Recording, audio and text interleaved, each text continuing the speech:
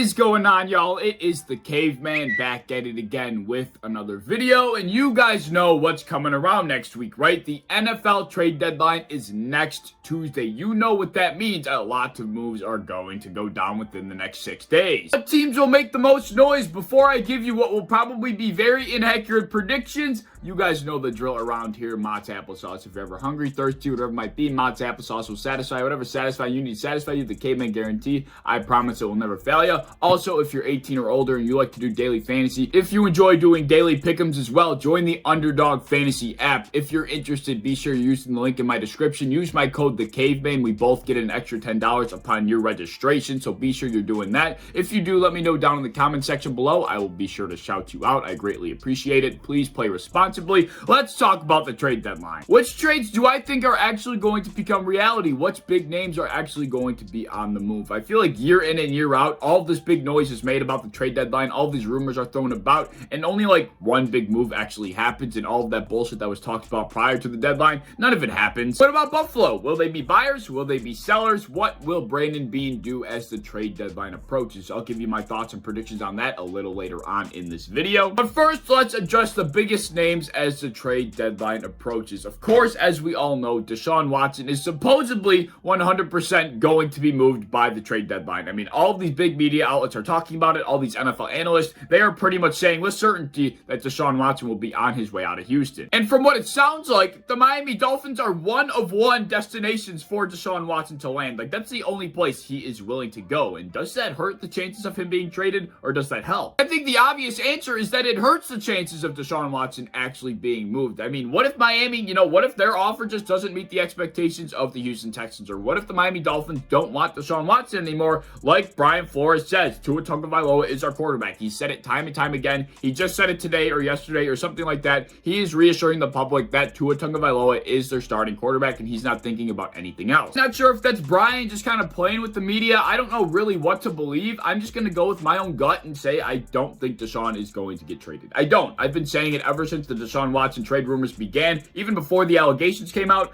I don't think he's going to get traded. Whatever the reason might be, maybe the Dolphins just all of a sudden think that Deshaun Watson will never have a chance to play again, or maybe they think that they don't want to give that much capital up. Maybe they really are happy with Tua at the moment. Whatever the thought may be, I don't think that Miami is going to end up pulling the trigger, or even Houston pulling the trigger. I don't know. I just don't think that this trade is actually going to come to fruition. And since the Dolphins, from what it sounds like, are the only team on the table, I don't think Deshaun Watson is going to be out of Houston anytime soon. So even though every big outlet and every big analyst is saying that it's pretty much 100% certain that it's going to happen, I'm still not buying it. I am on a believe it when I see it basis. So if it happens, then I'll be like, okay, there it is. But until it actually happens, I ain't going to believe shit. Another big name that people are saying could be moved by the trade deadline is Allen Robinson. And as we all know, that guy has been held hostage by the Chicago Bears for the last few years now, and I don't think that's going to change. To us, it just makes sense for the Chicago Bears to move Allen Robinson. But as we all know, the Chicago Bears franchise is being ran by a bunch of clowns. Matt Nagy and Ryan Pace, they don't know what the hell is going on. They're ass backwards over there, and that just makes me think that Allen Robinson has no chance of seeing any daylight outside of Chicago. Now let's talk about some trades that I actually think could happen. I've talked about two guys that I think won't be moved. Let's talk about players that I think will be moved. And the number one guy I think will absolutely be moved 100%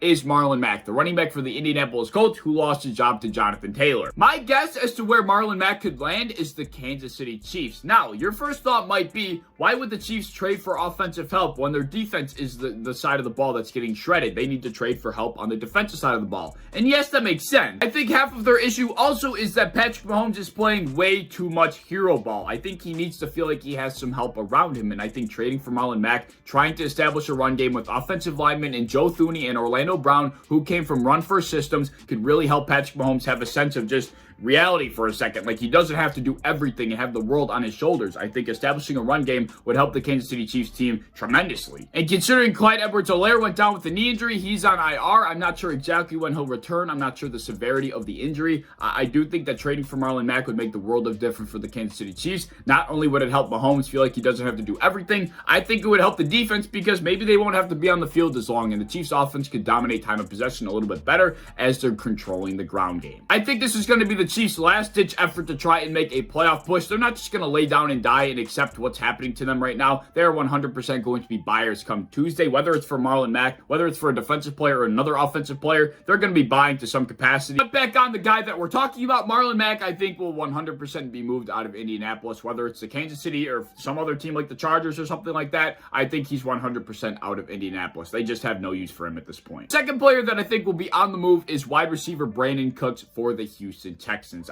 They really have no use for him at this point. They really have nothing going for them. They have no wins. They have no franchise quarterback. They have no young players developing around them. They have very little future. They have the minimum amount of draft picks. I mean, what's the use of hanging on to Brandon Cooks at this point? Like, there's no point. Their rebuild has not even began yet. Like, they're trying to begin it by trading Deshaun Watson, but I don't think it's even begun yet. And I think, maybe trading Brandon Cooks could be a way of kickstarting that. If Brandon Cooks is going to be on his way out, I predict he's going to be going to the Green Bay Packers. Green Bay has come to the realization that this is most likely the last year that they'll have Aaron Rodgers, and most certainly the last chance they have at a Super Bowl in the foreseeable future. So I think this will be a move where they go out and try and make that last-ditch effort, kind of like the Kansas City Chiefs, to try and win a Super Bowl. And I think going and getting Brandon Cooks would help that offense tenfold. After seeing the Packers pursue and land Jalen Smith after he got cut from the Cowboys, I 100% believe they're going to be buyers at the deadline. I think they're going to go out and try and get a receiver, and I think it's going to be Brandon Cooks, especially considering that Devontae Adams and Allen Lazard are out with COVID come tomorrow's game. I understand that's not like a long-term thing, but still, I think Marcus Valdes-Scantling is still on IR with a hamstring injury. They have receiver issues right now. This would solve all of them. So Brandon Cooks to Green Bay is my prediction. Now, the last guy I want to talk about quickly before we get to the Buffalo Bills is safety Marcus Maye for the New York Jets. I think he's 100% out the door of New York. Just like Jamal Adams a couple years ago with the New York Jets, and then he got traded, Marcus Maye had contract talks go south with the Jets. It just didn't go well. He said that he wants a trade. I think he's 100% out of New York. There's just no reason for the Jets to hold on to him. Zach Wilson went down with a knee injury or something like that for the next 2 weeks. They have nothing to play for at this point. They might as well just load up on some more draft picks. They have a ton of them already, so why not get some more? Now, I'm not particularly sure where I think Marcus Maye will land, but I have two spots where I think he has a high chance of landing, and that would be the Dallas Cowboys and the Tampa Bay Buccaneers. The Dallas Cowboys have been a very good team this year, but they could use secondary help. Trayvon Diggs is the only bright spot they have in that secondary, and if he's not catching an interception, he's probably getting burned, so they can use any help and coverage that they can get over there. And the Tampa Bay Buccaneers, as we all know, have had terrible injury struggles throughout the season, and specifically in the secondary. Like, they could not stay healthy for their lives up to this point. I think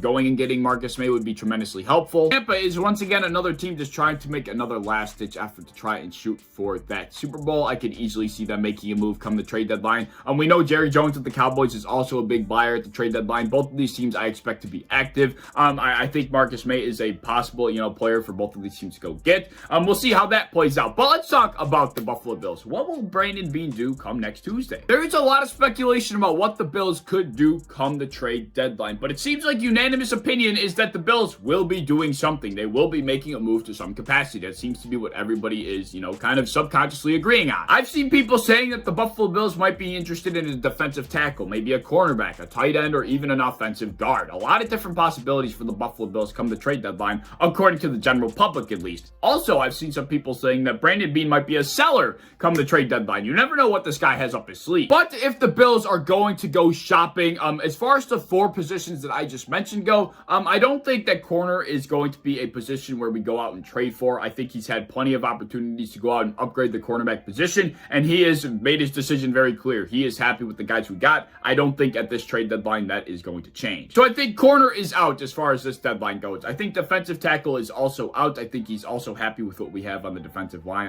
I just don't foresee Brandon Beane going out and getting a defensive tackle at this point. I don't know, just how I feel about it. But as far as tight end goes, as we all know, tight end Dawson Knox went down with a hand injury, a wrist injury, something like that. He had to get surgery. He's not missing a tremendous amount of time, but still, he's missing some time, and maybe we could use a tight end here. Although I can't lie, if we go out and trade for a tight end at this trade deadline, I will kind of be a little pissed off, like genuinely a little pissed off. We had plenty of chances to trade for Zach Ertz. We also had tight end Jacob Hollister on our roster, and we literally cut him by choice. If we go out and trade for a tight end simply because Dawson Knox got injured, that will be that will just completely go against everything that they've, every move that they've been making up to this point. Every decision regarding the tight end position that they made up to this point, it would disregard all of that if we went out and traded for a tight end right now. In my opinion, especially with cutting Jacob Hollister, they were telling themselves, with the idea that injuries could come into play, that the depth they have at tight end is fine. They're happy with that. If somebody gets hurt, they have enough depth at the tight end position that they'll be fine. That is what cutting Jacob Hollister was telling me. So if we go out and trade for a tight end after Dawson Knox got hurt,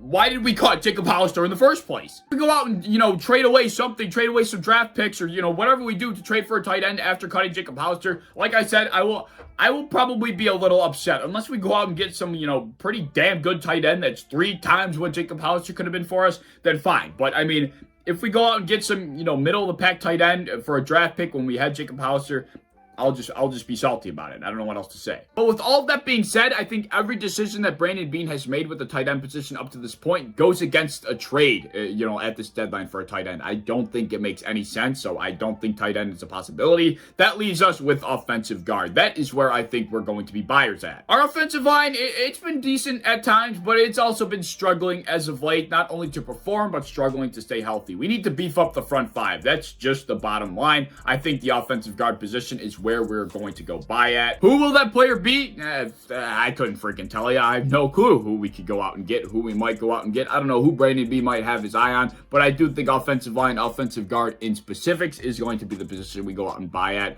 I don't know. Spencer Brown, I like the kid. I just don't know if he's ready to be a consistent starter game in and game out. I would like to move Darrell Williams back out to tackle, have another offensive guard on the inside, helping out Mitch Morse because I think he's just dying in there because both offensive guards he has to the left and right of him, John Feliciano's been struggling. He's not getting much help. Offensive guard, I think, is the move we're going to do. So yeah, those are my thoughts and predictions surrounding the trade deadline come next Tuesday regarding the Buffalo Bills and the rest of the NFL. Let me know your thoughts down in the comment section below. Do you agree with me? Do you disagree with me? Any thoughts you might have, leave them down there. If you enjoyed the video, as always, please like, subscribe, do all the fun stuff. If you want to hit the bell to be notified when I upload, I would appreciate that. If you want to go over to Twitter, follow me over there. I would appreciate that as well. I have a TikTok as well, which is down in the description. I've been making some stupid TikToks as of late if you're interested in that.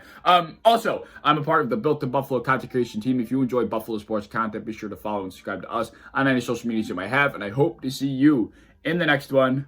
Peace.